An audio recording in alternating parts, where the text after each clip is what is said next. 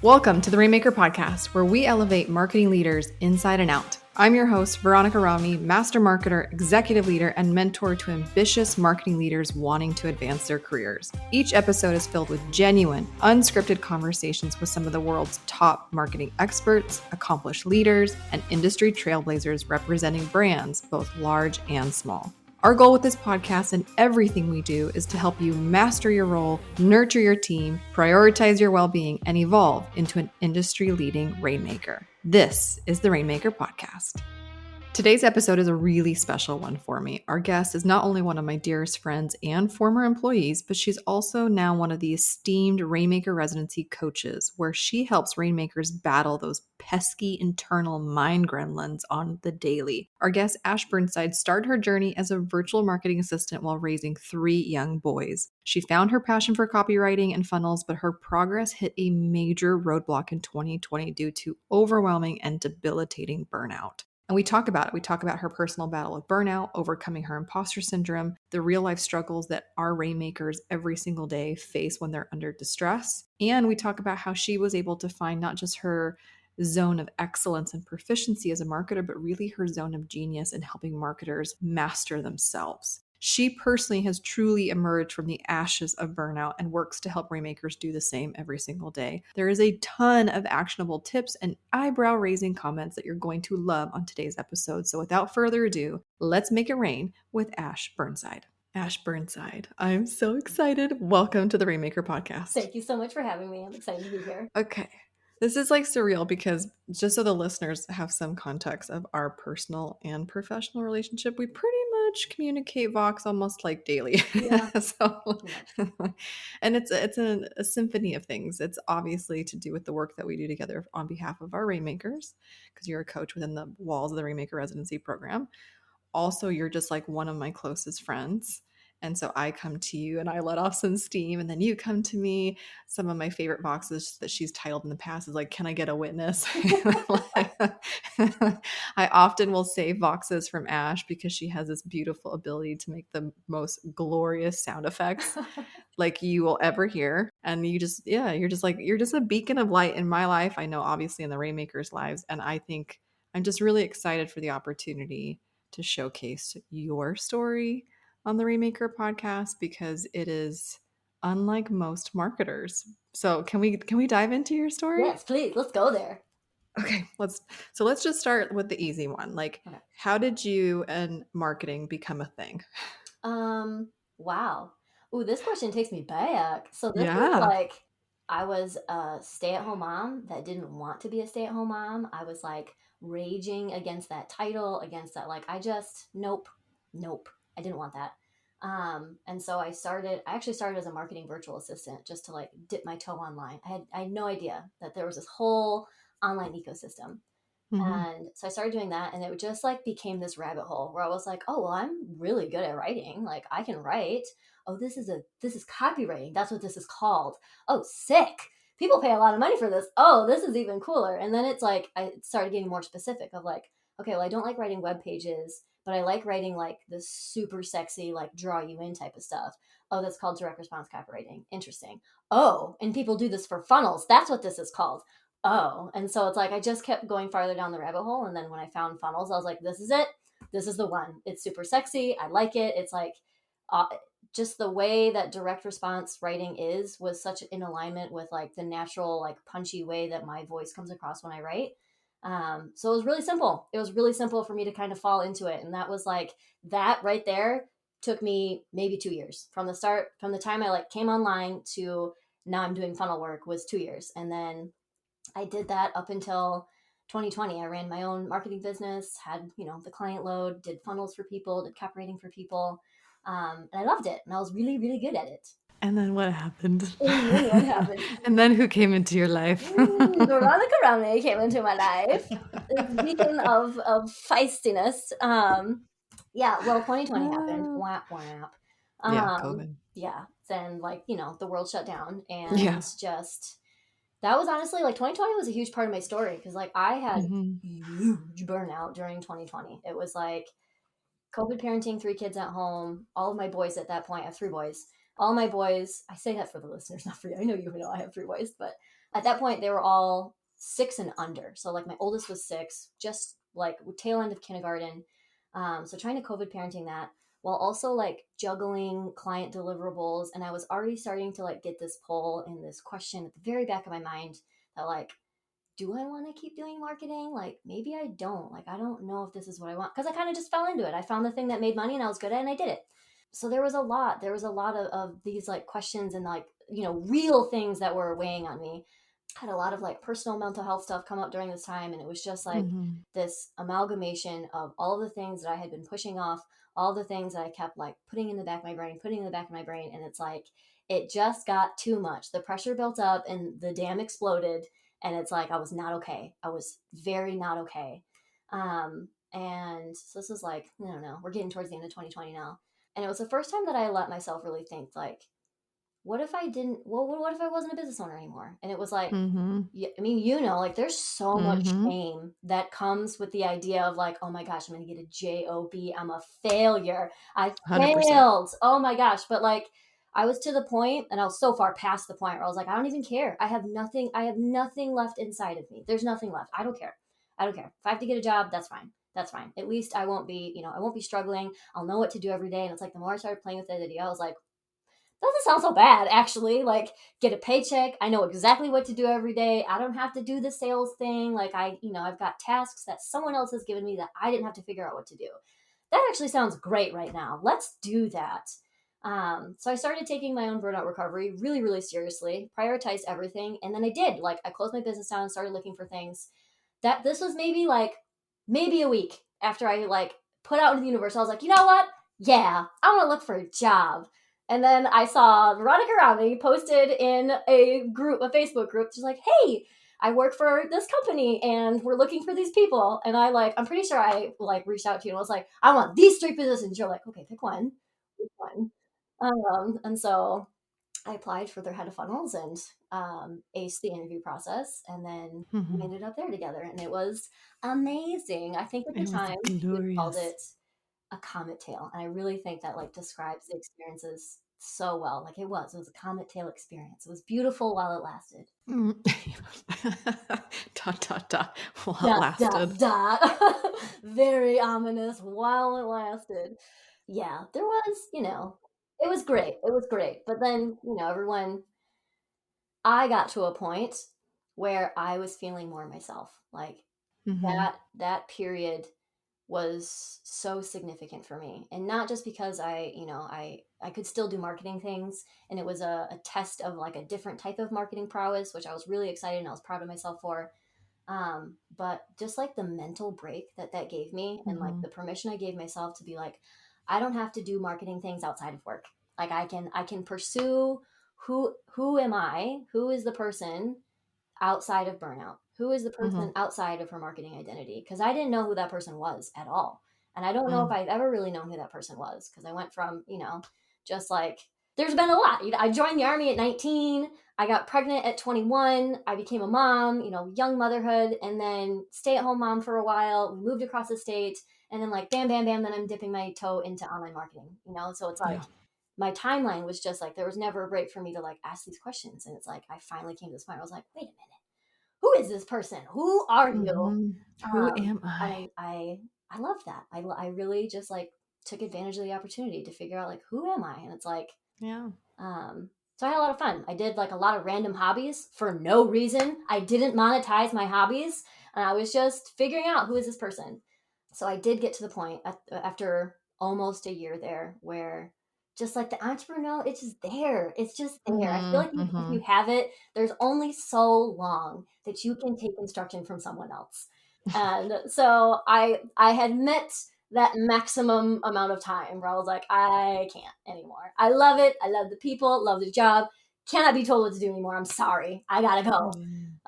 So split and spread my wings again to go do things on my own. But it was still marketing things. And then it gets really nebulous, because I was still asking these questions of like, who am I, right? And it's like, I had more concrete answers now, but now the who am I at my core, and who am I outside of the titles that I had given myself, was wildly out of alignment with what I was actually doing.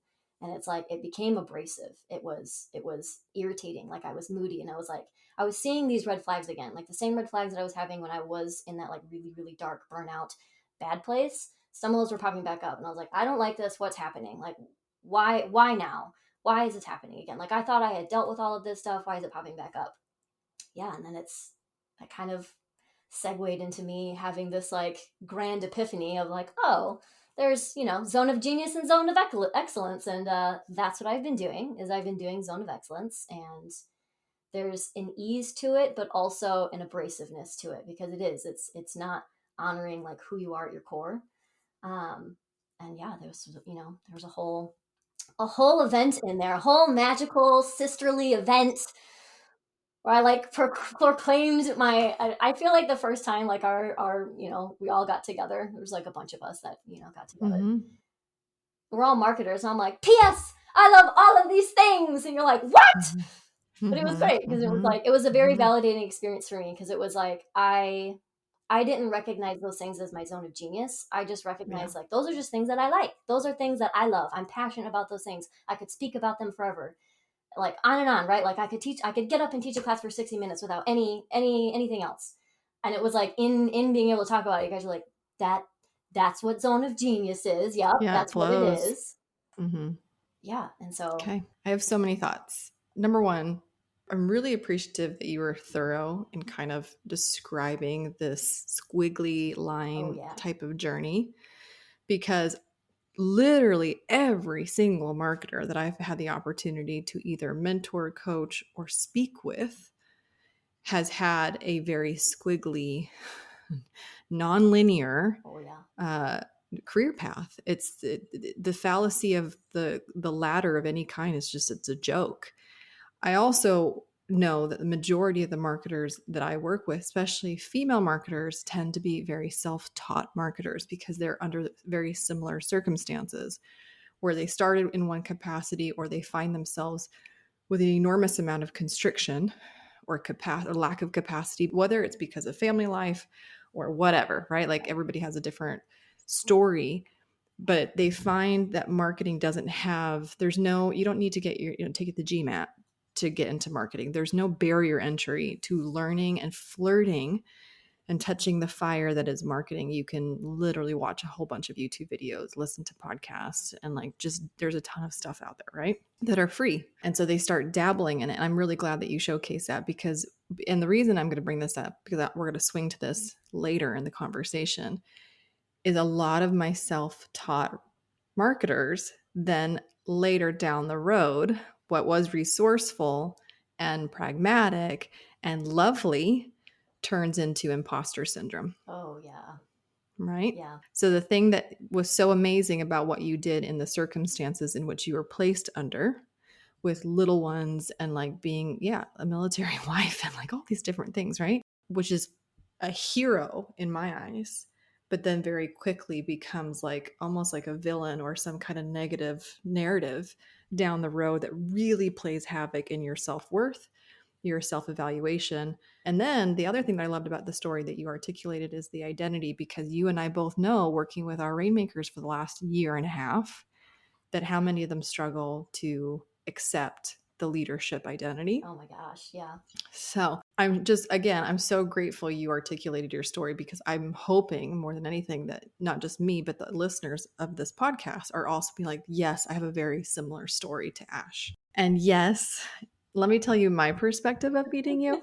Shall we? Because you and I have like some of our favorite books in common, and some of my favorite books will give the heroine, like the female narrative, and then the heroes, like the male perspective of the same event. And I just love when books do that. So Ash, you heard her perspective of finding me. I will give you my perspective because it's fun. So yes. And also we don't have to like hide this. Like if anybody compared your LinkedIn versus like my LinkedIn, they're going to see that we overlapped at Boss Babe. So like I was chief of staff at Boss Babe. I got their marketing team was in bad shape or closer to non-existent. And so I was very much tasked with like assembling a marketing dream team amongst other departments within the walls of the organization. And so one of the things that is a significant part of our marketing strategy at that company was funnels. And you and I were going through a certification for basically nerdy funnel stuff. Oh, yeah. And so I was like, I'm not going to just go to any old streets to find some candidates for head of funnels. I'm just going to go within the walls of this funnel certification community and see what amazing talent I could possibly extract from it. Because I'm not building funnels for the company. Like, where can I find this talent, right? So that I don't have to be a Frankenstein role, which eventually is what I became anyways. But so I put it out there, and yes, you did initially like I could do all the things because we were hiring copywriter, head of funnels, like all the things, and I'm like, wait, whoa. I'm like, no, like you're pretty elite, and you've self-invested, and like you've leveled up in skill, and like there's the head of, like your responsibility isn't just one micro piece of it, but the entirety of this kind of funnel journey and experience that a prospect would go through to become a customer. Would you apply? And so you did. But I'll never, ever, ever forget, like I interviewed a whole bunch.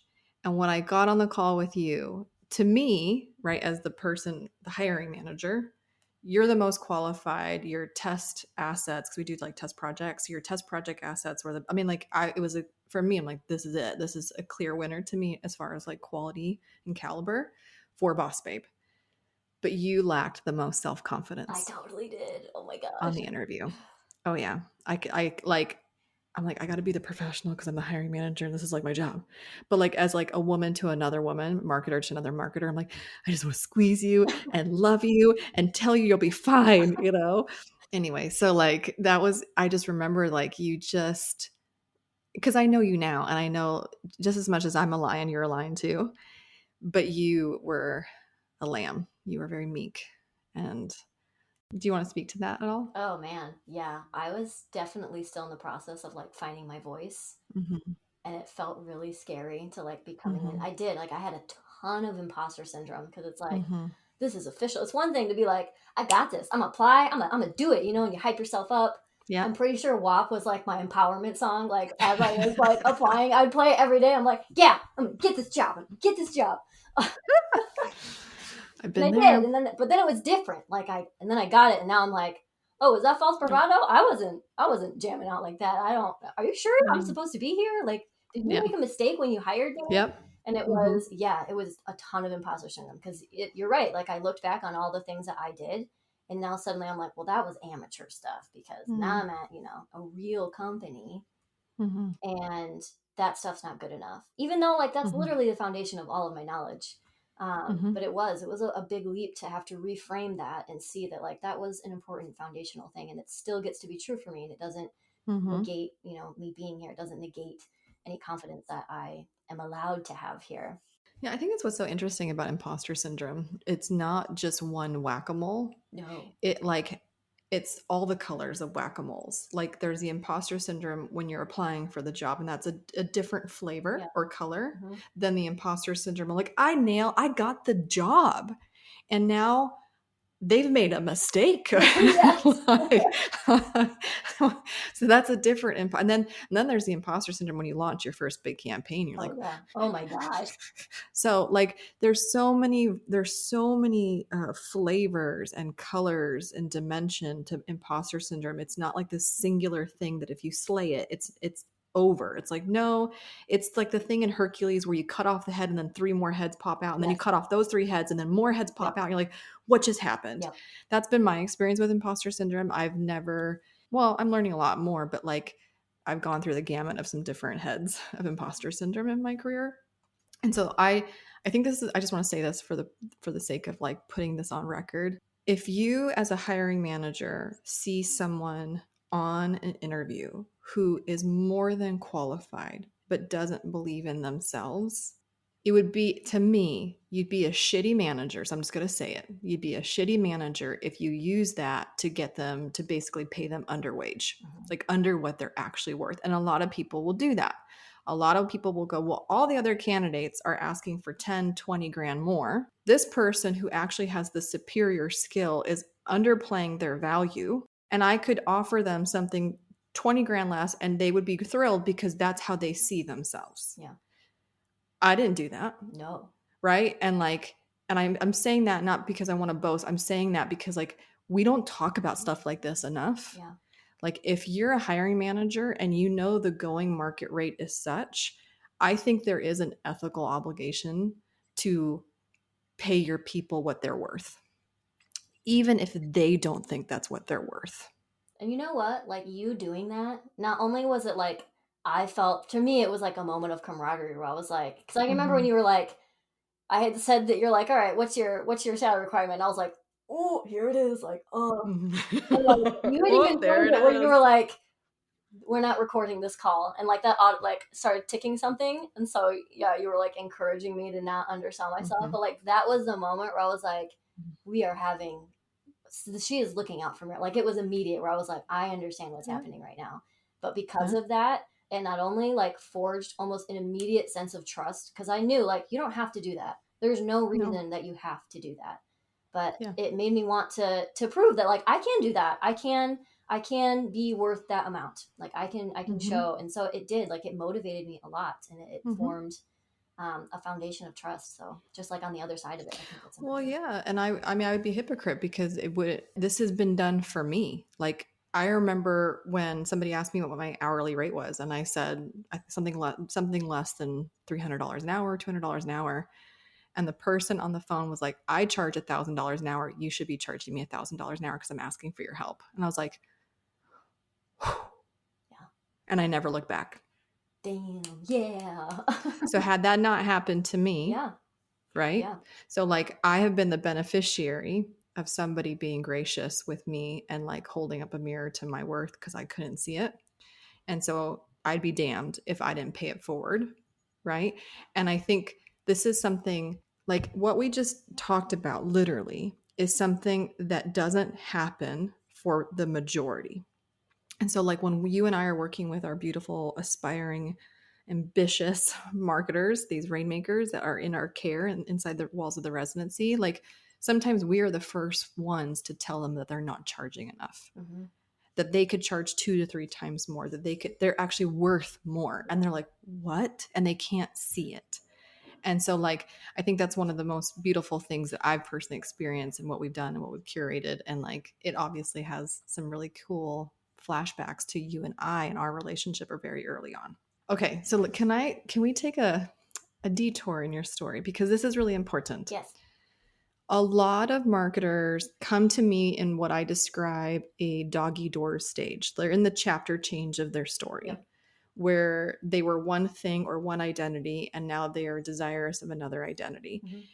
And that can be simple as, hey, I'm a marketing doer of some kind. I'm an individual contributor. I'm responsible for self, to I'm now ready in my career where I want to be a leader and I want to be responsible for others. And then there's another stage in your career where like, I want to be like the leader of leaders. And like, we keep going, right? There's also another part where I get on these calls with rainmakers and they're trying to figure out like, what is my thing? Like, that's usually like, that's kind of how they say it. What's my thing? Or what should I be known for? Or where do I plant my flag? And so sometimes marketers they'll limit their scope to almost like different knives. Well, I could be known for social media. I could be known for podcasting. I could be known for SEO. I could be known for copywriting. You and I have gone through a similar experience. And if nobody has read the book, The Big Leap by Gay Hendricks, I couldn't recommend it more. Please go read it. His whole thing isn't to do with any of those limiting narratives. His whole thing is there's a massive difference between your zone of like proficiency and excellence and competence versus genius. So even though Ash is one of the most masterful, proficient, excellent marketers I have ever personally worked with. By the way, guys, just newsflash, because we give credit where credit is due. The Rainmaker Residency, guess who named that? Ash Burnside. Dream Team Architect? Ash Burnside. Like literally, Fortune 5 framework, pillars of promotion, Ash Burnside. So like, Ash is so good with the word truffles. They just come out and they're just so delicious to the taste. Like, anyways, you're amazing. And you deserve the credit that you've earned and then some. But like, you and I went through the journey of like, what is genius versus everything else. So even though you are proficient and amazing as a marketer, your genius is helping not marketers excel on the outside, but the inside. Tell me more. Ooh. Man, I don't even know how to describe it, but yeah, it is. It's all the interior parts. It's it's that sense of resilience. It is the identity piece. It's the confidence piece. It's like, it's all the squishy inside stuff that like everyone vaguely kind of references, you know, when people talk about success or they talk about growth or personal development, it's all the buzzwords, but like, yeah, I actually am really, that's what I love. I love going really, really deep to be like, what is in there? What is in here? And how do you get in connection with it to actually use it? So you're not afraid of it. Yeah, it's so I lovingly call you like the internist. Like basically it's like the duck, right? Like the duck that's still above the water Yes. and then underneath the water, like la la la la. Right. La. So Ash is really good at the la la la la part.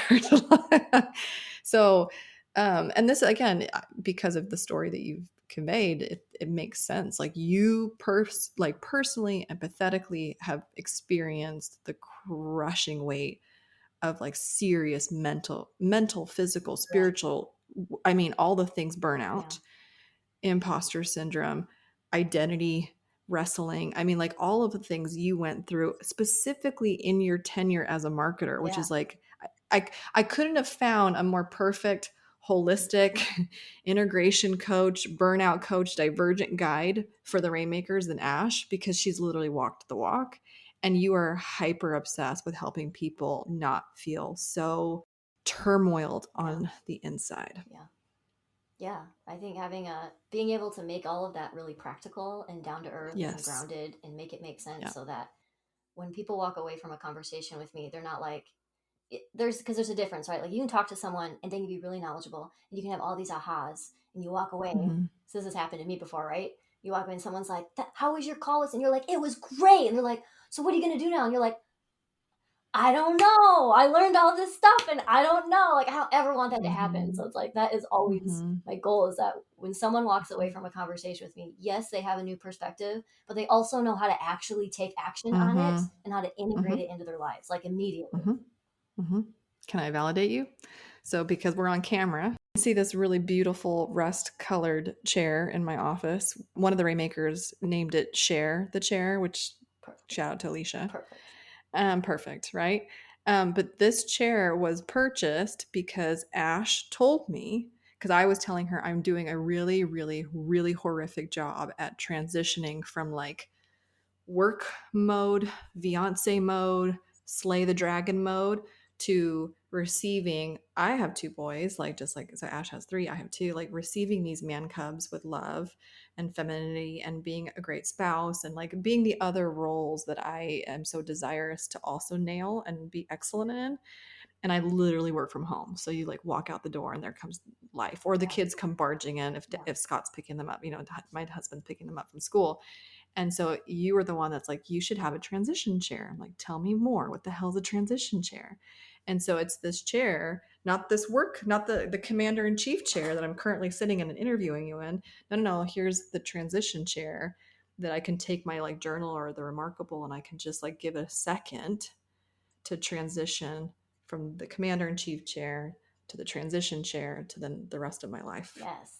And that was a very, very practical thing that I think so many coaches don't do, because they really wow me with the, like you said, the education, like what your experience is called this. You're like, oh, that's what I have. And then I don't know what to do with it. Yes. Yeah. So that's Share the Chair. Okay. I want to give the marketers who are listening. So two things. One, if you're a marketer listening to this podcast, we're going to get into a section that is all about you. So just buckle up. But two, if you're someone who works with marketers, who employs marketers, these are things that you should also know about working with creative geniuses. Because like the old managerial style of like get it done by deadline or else, that shit doesn't work anymore. Like welcome to 2023 and beyond. Like it's more like the leaders who are coaches, the leaders who are as invested in not just your external performance, but your internal well-being is the key for retention when you're working with creatives. Like really, marketers, like we are this kind of hybrid of art and science. We can do the really cool, incredible campaigns that you see on the billboards and the TV, and then we can get really nerdy in the data and the analytics, not like, but we operate differently than someone in operations or in finance. You know, like we operate differently. So, Ash, you've had, by the way, her success rate in like saving a Rainmaker from like true distress is like pretty much 100% success rate is insane. Anytime like a Rainmaker is just like, I can't do it anymore. Like Ash, go to Ash. They come back, they're crying. Like, I feel so much better. Like, I know, right? Literally 100% success rate. Let's go through like the top 3 to 5 areas that guaranteed come up when you're working with these Rainmakers in internal distress. Ooh. So imposter syndrome's definitely on there. Okay, let's talk about it. Oh man, yeah. So imposter syndrome. And it is. It's like it's that transition from how you thought of yourself before and now you're in a new situation and somehow that environment negates what you already knew about yourself. And so there's all these fears that come up of, I'm a fraud. They're going to find out. They're going to find out that I'm not even though you are. You're the same person. Nothing's changed. But all these fears start coming up. Yeah, imposter syndrome. It's ugly. It doesn't feel good. Yeah, it's the worst. But it does come down to identity and it comes down to a sense of confidence. And so that is when we talk about the internist piece, like those are the pieces that we want to lean into. So it's like, who are you? Because if you can unequivocally say, this is who I am, no matter the context, no matter the shifts of seasons, no matter what comes your way, imposter syndrome really isn't going to rattle you. That's not to say that you probably won't experience it. Like you will. It's inevitable. Everyone at every different stage in life is going to come across something that's going to activate that sense of fraud, right? Like that they're going to find out. But knowing this, like this is kind of your insurance policy against pulling yourself out of that. If you have that unshakable sense of self, that identity self. And it's not necessarily something I can like easily be like, it's just 1, 2, 3. If you have these things and you know who you are, ta-da!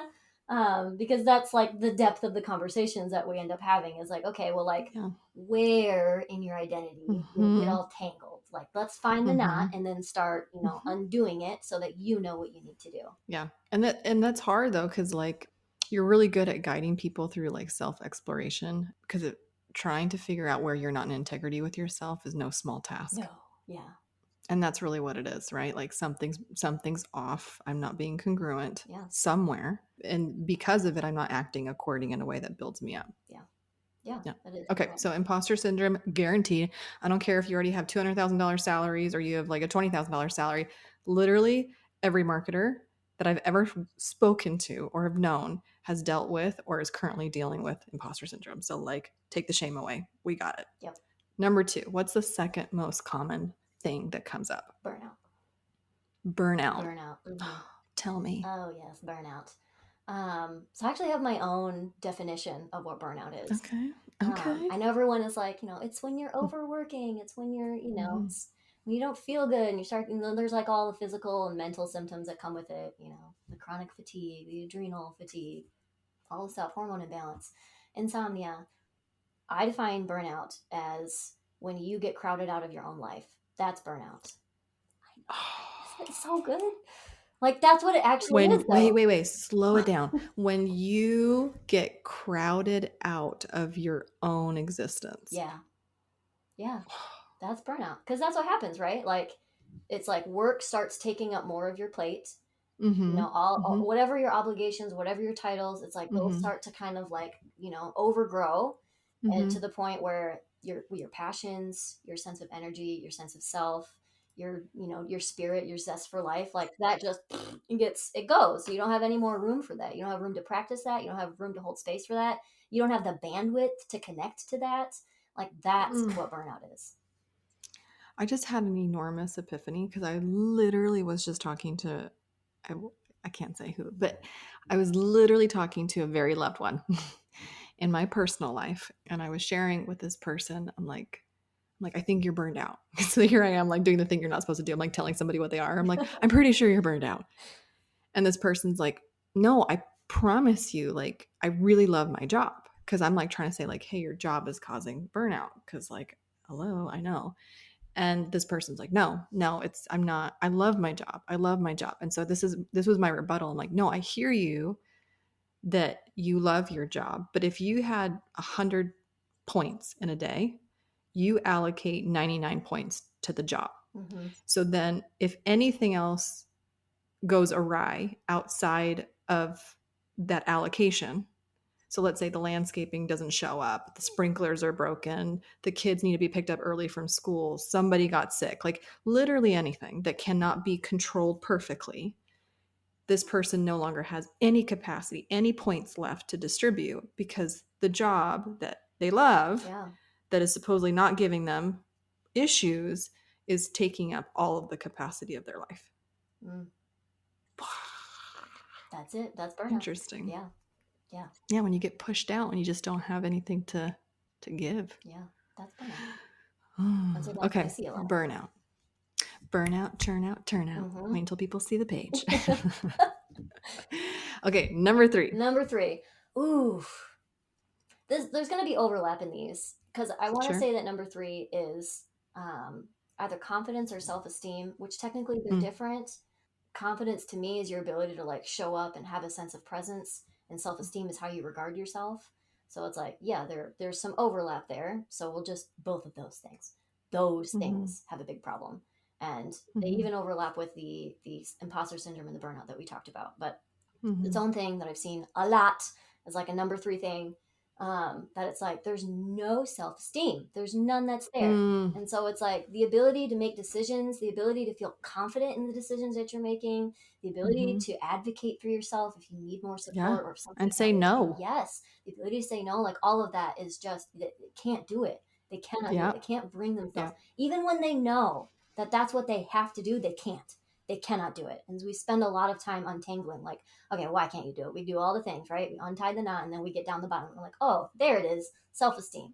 Why is it so low? Let's work on that. Well, and I'm just, again, the manifestation of that is like a Rainmaker's desires for a pay raise. I mean, just the cost of inflation alone would warrant it. But like they are desirous for more. And they have the receipts, they have the folders of performance and success, like you could, but because of lack of self-esteem and self-confidence, they patiently wait to get a pay raise. And I'm like, absolutely not. And this is something that we teach the Rainmakers in the residency. Like, it's not about reactively waiting for a new title and a promotion. It's about learning the skills to self-promote and to advocate for yourself, because no one is going to do it as well as you are. Yes. Don't wait for fortune to fall on your lap. Go out there and make it happen for yourself. Snaps. Hey, Rainmakers, true or false? Becoming a top marketing leader is all about climbing that corporate ladder.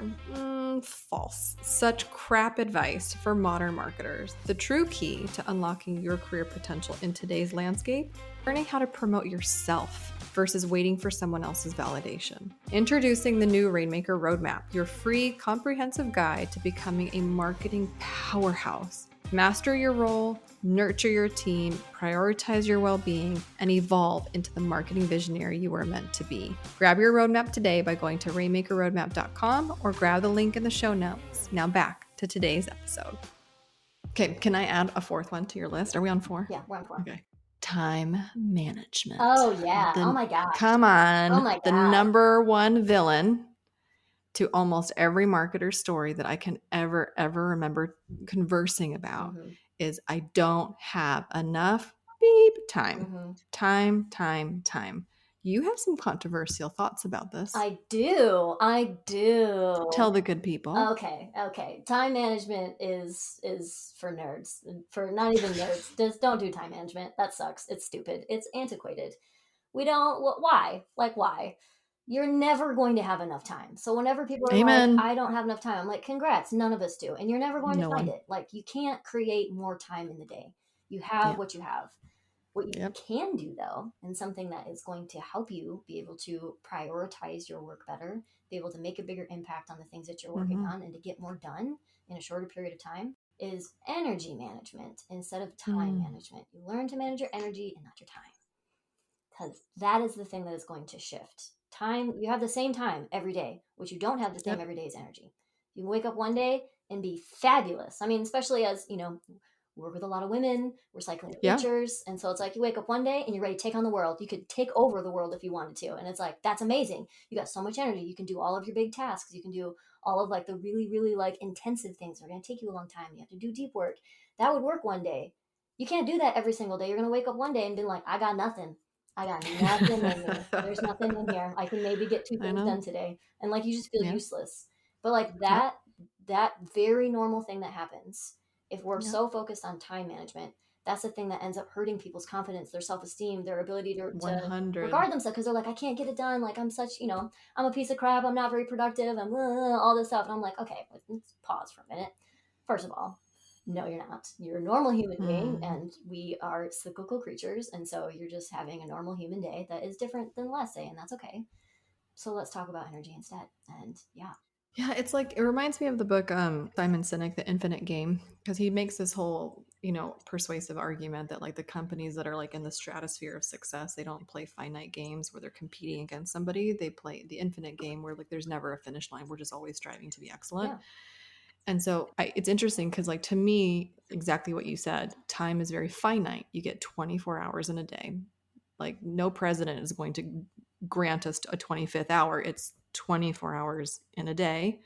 And we repeat that, but it's a very finite variable that all of us have the exact same constriction on a daily basis. Some of us get more days in their lifetime, but still we have the same 24-hour days, right? Energy is infinite. Energy is created, produced, generated by self, right? And like you said, when you learn your cycles, or you learn, like, it's almost like that kind of the biohacking, like you learn yourself and what works for you, and the supplements and the hydration, and like when you really kind of get into it, you can actually be a very productive conductor of energy.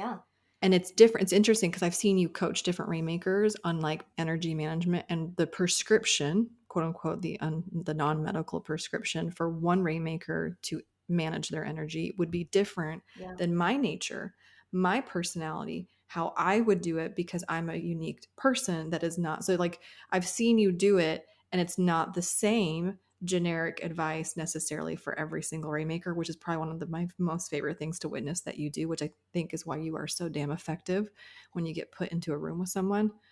Blah. But yeah, like, energy is infinite. And so like, I know when I got to crank out 12 bloody emails, it's not going to happen when I'm in a really low energy day. But when I'm in that really, like, I've worked out that morning, I got my salt in my water, like I'm just like living life, I can crank out some shit that I'm like, I can't believe I just did that. I think I just bended time. Yeah. And that's exactly what it feels like. It feels like you're bending time. Like, how could you possibly have gotten that all done? But yeah, it's being mindful of energy. Yeah, and then you're like a boss. Okay, I know that you and I could literally talk for hours and hours and hours, because we do in our personal lives and our professional lives. I'm just so, again, I know you were so just, it's cute. Ash was nervous to go on the podcast, because you're so good behind the scenes, and I'm asking you to, like, can we tell your story on a bigger scale so that people can see what it is that you do, and that they can feel seen by this conversation, because that's the most important thing. I'm going to let you flip the script on me. I do this with the guest. I've put you in the hot seat. I've made you nervous. You get to finish the podcast by asking me anything that you want live. Ooh. Can you do the voice? Do the voice. Do the voice. Oh, goodness. Yes. Sorry, that just made my day. You're welcome. I think I know what I'm going to ask you too. I've kind of asked you something similar to this before, but I think it's relevant to what we're talking about. Okay. I want to pre-frame it a little bit. So we're talking about identity. We're talking about like confidence. And a lot of the times when I am in a coaching session with rainmakers, and we are having this conversation about like, okay, like what do you do when you find yourself lost in that? I tell them that they need to build basically like an internal compass for themselves. And that internal compass it can be made up of a bunch of things, but they always prescribe, right? 3 things. And that is your vision, your mission, and your values.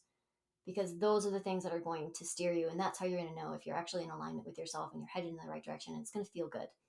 And so something that I've witnessed you in your path, in your journey, professionally, but also like as friends, is that you maintain really strict integrity and alignment with yourself when it comes to those things of vision and mission and values. So my question is along those lines of like, where does that come from? Like, are you actively working on that? Like, what, how do you stay plugged into those things when the going gets hard and that you don't disconnect? Ooh, that's a really good question, because I wish I was so good on this podcast. I'm like, yeah, actually, it's on the wall. I have mission, vision, and values, and they're perfectly on brand in our brand font, of course, on the wall. Like, I wish. I do not. I actually don't have. That's a really good question, because you're right. Like, I I don't deviate.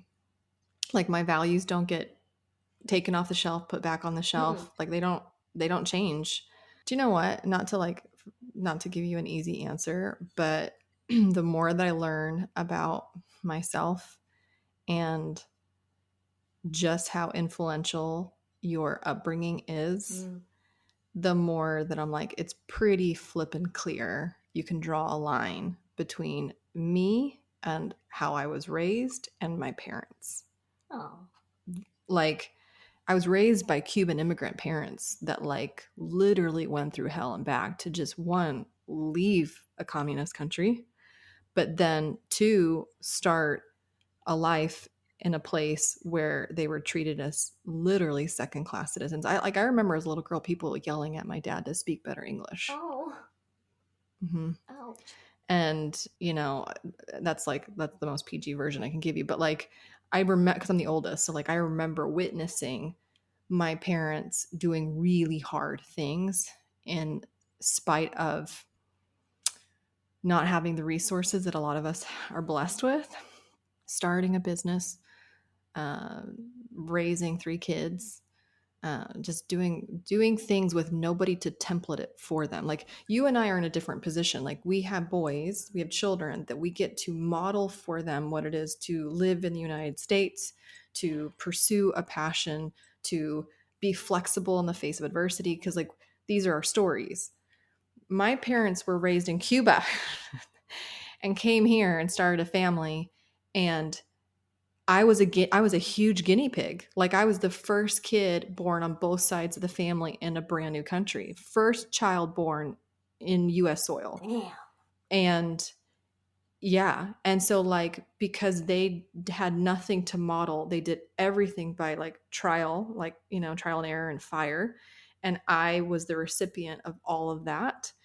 Of their triumphs and their mistakes and all the things. But like, my dad, let's just give you an example of what I mean. Because I think people meet me, they're like, man, she's really sure of herself. Let me give you an example of my father. My parents have very recently retired. My Cuban father has never done yoga in his life, because that doesn't track. That would just, it makes sense, right? And so my mom goes, "Ooh, we're retired. Let's go to a yoga retreat in Mexico." I'm like, "What are you doing?" Like, good for you, but like, what? So she takes my dad to a yoga retreat, living her new retirement life. And of course, the guy is like a total yogi, and he's just like, feel yourself energetically, let's do some breathing, all the things. And at one point, he wants to like open up the conversation and like, do you love yourself? And he's going person by person, and that question is going to provoke some serious feelings. Yeah. Like, Ash, do you love yourself? Veronica, do you love your, like, woof, right? Like, you're going to feel if you can't answer it fully, right? Yeah. He gets to my dad. He goes, "Carlos, do you love yourself?" And he's like, "I love everything about myself." And it is 100% sincere.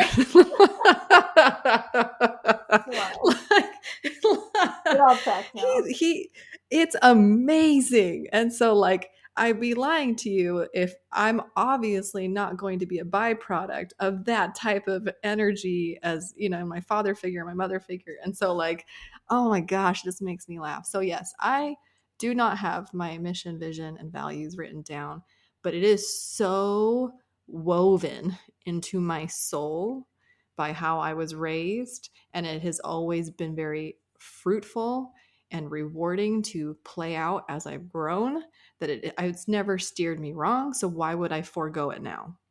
Yeah. So here I am. I love that. I love it. Thank you. I love talking about my parents. I didn't do it with crying, so that's good. That's good. Look at me. Grown-ass woman.